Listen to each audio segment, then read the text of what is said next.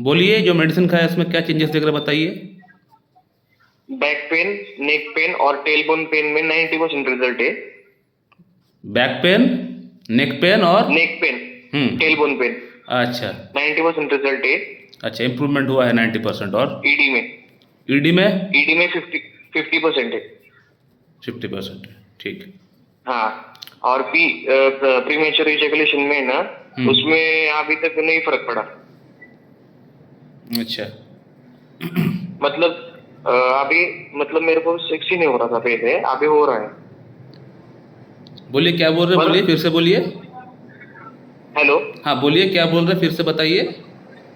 पहले सेक्स ही नहीं हो पाता था मेरे से। अच्छा अच्छा अभी अभी हो रहा है, पर डीले स्प्रे लगाना पड़ रहा है, डीले स्प्रे। अच्छा अच्छा, मतलब आपको बाकी एस्पेक्ट में इम्प्रूवमेंट हुआ है। जो पहले इरेक्शन नहीं आ रहा था, जो लिबिडो नहीं हो रहा था, उस चीज़ में आपको इम्प्रूवमेंट हुआ है, लेकिन आपको हाँ सर। टाइमिंग में इम्प्रूवमेंट कुछ भी नहीं हुआ, ये आपका बात है, ये हाँ कहना है। हाँ वही सर, हाँ वही।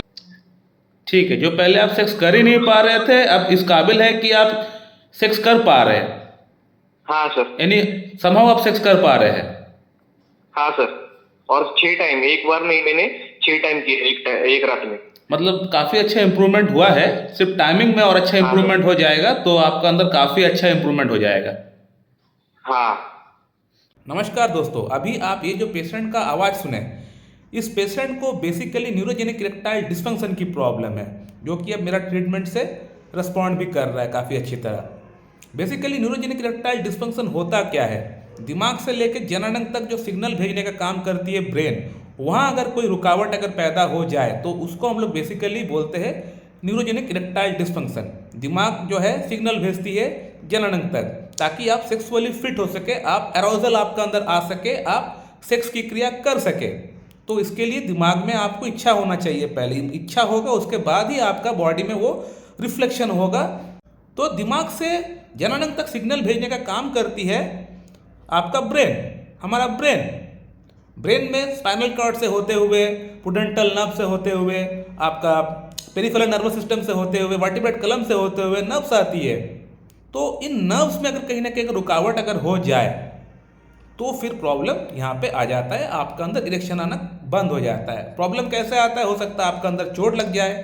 चोट अगर ना भी लगे तो बहुत सारे लोगों का फैमिली हिस्ट्री में ऐसा होता है कि उनको गठियाबात की प्रॉब्लम होती है, यानी पीठ की प्रॉब्लम उनको अक्सर हो जाता है, या फिर उनका अंदर रिमोटिज्म की प्रॉब्लम होता है, ऑस्टियोआर्थराइटिस की हिस्ट्री रहता है। तो जिन लोगों का फैमिली हिस्ट्री में ऑस्टियोआर्थराइटिस या फिर रिमोटिज्म का हिस्ट्री रहता है, तो उन पेशेंट का अंदर बड़ा कम एज से ही ये प्रॉब्लम स्टार्ट हो जाता है। हालांकि ये वर्टिब्रेट कलम की जो प्रॉब्लम होती है, लंबर में जो पेन होता है, सर्वाइकल की जो प्रॉब्लम होती है, एक सर्टेन एज आने के बाद सभी को होता है, लेकिन कोई कोई को जल्दी हो जाता है, किसी किसी को लेट से होता है। अब जिसका फैमिली हिस्ट्री में अगर प्रॉब्लम है तो उनको जल्दी हो जाता है ये problem.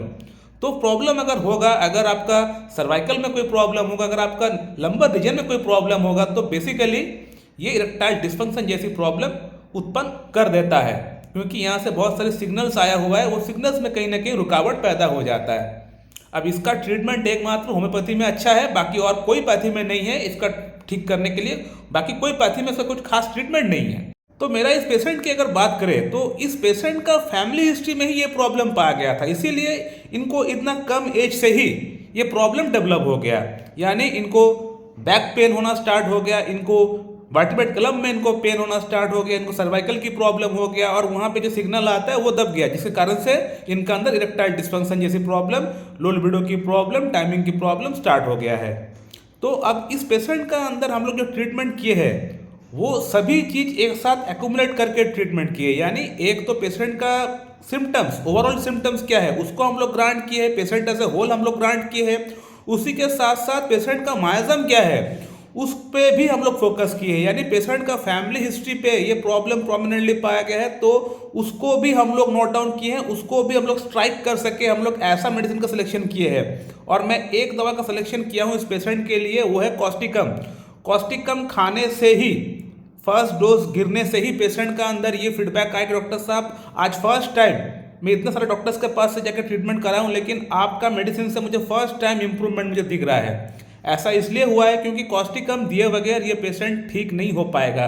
Causticum is the main drug for this patient. Causticum माजम का भी ख्याल रखेगा, फैमिली हिस्ट्री वाला जो इशू है उस पर भी कॉस्टिकम फोकस करेगा, और साथ ही साथ पेशेंट का प्रॉब्लम एज ए होल अगर इंडिकेट करता है तो कॉस्टिकम इंडिकेट किया है इस पेशेंट का अंदर, तो कॉस्टिकम ने इसीलिए बहुत बढ़िया काम किया है। कॉस्टिकम से पेशेंट का अंदर सभी प्रॉब्लम्स आहिस्ता आहिस्ता करके इंप्रूवमेंट हो रहा है। हालांकि टाइमिंग की प्रॉब्लम में इंप्रूवमेंट कुछ खास नहीं हो पाया, लेकिन मुझे लगता है पेशेंट का अंदर टाइमिंग की प्रॉब्लम के लिए कुछ और मेडिसिन मुझे ऐड करना पड़ेगा, वो मैं ऐड कर दूंगा, इन जनरल मेडिसिन में ऐड कर दूंगा, पेशेंट का टाइमिंग भी बढ़ जाएगा, क्योंकि पेशेंट का जो प्रॉब्लम का रूट कॉज है वो सोल्यूशन हो गया है। इनको बैक पेन में इनको आराम होना स्टार्ट हो गया है। ये मेरा फर्स्ट क्राइटेरिया था कि पेशेंट का अंदर बैक पेन जहाँ प्रॉब्लम स्टार्ट हुआ है वहाँ पे पेशेंट को रिलीफ हो रहा है कि नहीं। वहाँ अगर रिलीफ अगर पेशेंट को होना स्टार्ट हो जाता है तो बाकी प्रॉब्लम्स कुछ भी पेशेंट का अंदर हो सभी प्रॉब्लम्स एक एक करके सॉल्व हो जाएगा, मुझे पता था, तो वो हुआ भी है।